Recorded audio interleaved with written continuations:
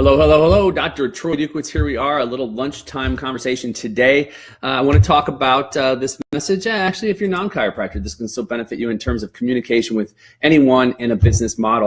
And today, specifically, I'm talking to chiropractors. Why? Because as chiropractors, it's not that for anybody who's not a chiropractor, it's not that you have to go to a chiropractor for the rest of your life. It's that people choose to. And why do they choose to? Because they've been educated as to the human body and how it functions. They've been educated as to the importance of chiropractic and its implications in helping you to live a better, healthier life. And so in having this conversation with our patients, what I found is, and there's a number of mistakes that we make, but there's 3 mistakes that I want to talk about today that chiropractors make when it comes to their patient education. Now, my whole purpose and goal in this conversation is to help to increase patient certainty so that we can increase patient retention. See, the more they know, the more they understand, the better educated decision that they can make about their health and well-being, and they start to realize that chiropractic needs to be at the cornerstone of that. So there's a number of different things that we can talk about, but today I'm going to talk about 3. First and foremost is not putting together a communication calendar. Now, for many of you, you've never even heard of a communication calendar before, but you have heard of a marketing calendar. Why do you have a marketing calendar? Why does any business have a marketing calendar? Because they want to plan out and strategically plan through the course of the year what they're going to do for their marketing, what they're going to do to let people know about their business. You should have a marketing calendar in your business. If you don't have a marketing calendar, it means you have no plan. And if you fail to plan, you plan to fail. Wish I could say I made that up, but that's, I believe, Gerald Ford who said that. So if you look at a communication calendar, well, what would a communication calendar say? A communication calendar says that I actually have a plan for my communication in my practice. Since I started in practice all the way up until this day, I started in 1999, and now here I am, 2017.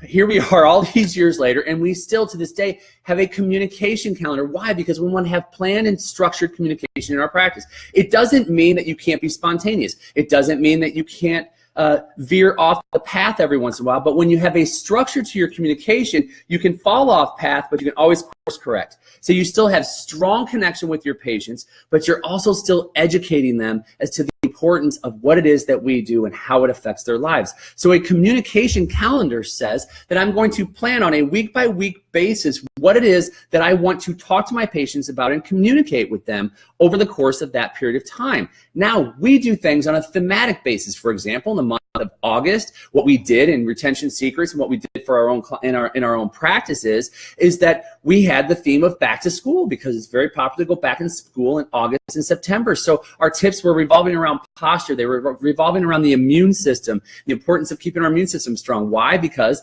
flu vaccines start coming out. So it wasn't a campaign to bash flu vaccines. It was actually a campaign to focus on the power of chiropractic and what it does to stimulate our immune system. So that's just to name a couple of the tips that we had in the month of August that revolved around this. When we look at the month of September as a part of our calendar, what's September in chiropractic? Well, we celebrate our history. We celebrate where we came from with BJ and DD and Harvey Lillard. So it becomes History Month. So this entire month has been focused around history. My history as a chiropractor. So where did I come from in chiropractic? What's my story? That's week 1. Week number 2 is research history. We went way, way, way back into the Windsor autopsies. Now, some of you go, oh, God, how could you do that? Because we're talking about history. So we're talking about the history of research. The next week, well, it's chiropractic's birthday. So we talk about chiropractic's history. And then the 4th week of the month, we dove in and we're going to talk about the patient history. So what is that? It's a testimonial drive to talk about our patient's history in chiropractic and what they've seen and experienced. So this whole theme of the entire month is geared around what? History. And it educates people along the way. My passion in chiropractic, studies from a long time ago, chiropractic in the first adjustment, and then boom, testimonials, the history of your patients. And so there's an actual plan and structure. Why? Because if you fail to plan, you plan to fail. So number 1 is that people don't have a communication calendar. Number 2, we're not speaking in the language of the patient. Now, if you only speak one language and it's English, and I hop on here and say, hola, ¿cómo está? Me llamo Troy. Like, that's about all I have for Spanish. But if I sat here and kept speaking Spanish, and the only language you know is English, we are not going to connect. I'm not going to understand the words that you are saying. And as chiropractors, we do this way too much. We want to impress people with things like the brachial plexus and the spinal thalamic tracts. We want to throw all these big words at people. We want to give them all the scientific studies that you and I hear when we're in a seminar. And in a seminar, we say, yes, we have to go out and tell the people this story. But the fact of the matter is that we have to be able to translate that story into words that make sense to the patient. That's why even today, I know it drives people crazy when you talk about like a garden hose, when you talk about, a cell phone and the tower and being disconnected. But you know what? It doesn't matter what you and I think as chiropractors. What matters is that the patient starts to get it, that they start to understand brain, spinal cord, nerve system, interference, subluxation, adjustment, and how this affects their health, their life. So when we look at our communication with people, we often get really technical, thinking that that's going to some way, somehow drive a patient to a chiropractor. But the patient's sitting over here going, I have no freaking clue what you're saying. You are speaking Spanish to me right now. You are not speaking to me in English. One day I got on the phone with a client and she speaks Dutch. And so we hopped on the phone and I said, hola, ¿cómo está? And she freaking ran, man. And she started talking and I sat there like, okay, I have no idea what you just said. And her and I now had a conversation about this in terms of how we communicate with our patients. We were both speaking two completely different languages, and this happens all too often in chiropractic offices. Start to speak in a language that your patients can understand. Use analogies and metaphors and things that can tie things in for them to understand what chiropractic is, for them to understand the power of their body and what it's capable of when there is no interference. That's number two. And number three, the inability to stay consistent in education. So there are three mistakes that chiropractors make. Number one, they fail to plan. They fail to have an actual communication calendar. If they do, they have a 12 visit, a 36 visit, maybe that kind of a plan that they follow for a 2 or 3 month period of time, and then it's done. Why would you stop with that plan? We need consistent education, not over a 2 or 3 month period of time. We need consistent education on a day-to-day, week-to-week, month-to-month, year-to-year basis. So number one is we fail to plan. You fail to plan, you plan to fail. So you want to have a communication calendar. Number two, we're not speaking in the language of the people. And number three, the inability to stay consistent.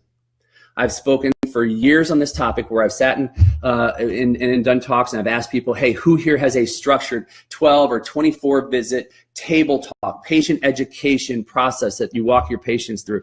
And literally, statistically, what I've seen over this time period is about 5% of the people in an audience actually have a structured system for talking and communicating to their patients of about 12 to 24 visits, and usually it's 12 visits. Now, the PVA in chiropractic is right around 13 to 15 anyway. It's still there. It's not really budging much, which means that you're barely getting them to a point of, your education is taking them to the point of when they're leaving. Now, you might say, oh, that doesn't happen in my practice. There's exceptions to the rule and everything. The point of this becomes what? Is that exactly what I just said is you don't educate in just this moment of 12 to 24 visits or 36 visits. You educate for a lifetime. So you should have a plan, go back to number one, and educate for a lifetime. Educate people on a day-to-day, week-to-week, month-to-month basis and have a plan to help them to understand the importance of being under chiropractic care, not just for a week or 2 weeks, but that it needs to be an actual part of their lifestyle and of the way that they live every day, week, month, and year.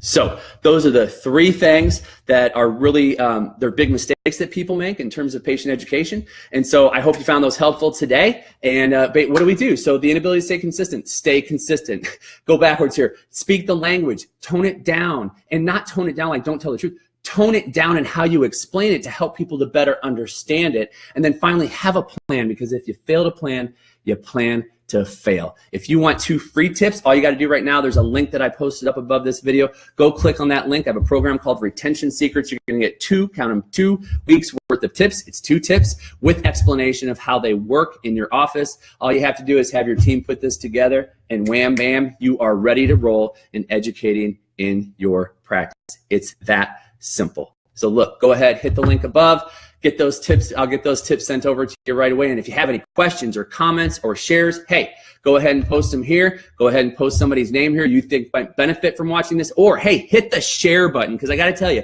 everyone keeps talking about how we're going to save the world. And you can't save the world if you're not saving the people in your office and if they don't understand what chiropractic is in the first place. So that's why I say, what are you going to do? You're going to save the world by starting with the people in your practice and helping them to better understand what chiropractic is. And as you help them to better understand what chiropractic is, they can walk out the four walls of your building and start to actually tell people what you do in a better way. Why? Because you've helped to increase their certainty. Increase patient certainty. We will increase patient retention and eventually increase your referrals. Now, when they go out and they can now explain it to people in their circles, now we start to do what? We actually start to impact a community. And when you start to impact communities, and you impact your community and I impact my community, when we start to impact communities, then we start to impact states. Then we start to impact countries. Then we start to impact the world. You want to save the world? Start by saving the people that are in your office today.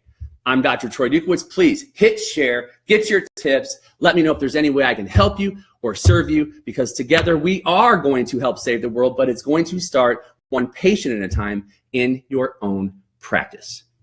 I'm Dr. Troy Dukowitz. This has been Retention Secrets. Please hit share, please hit like, and I hope that some way, somehow, this has inspired you to take charge of your retention and your patient education in your office. We'll see you next time.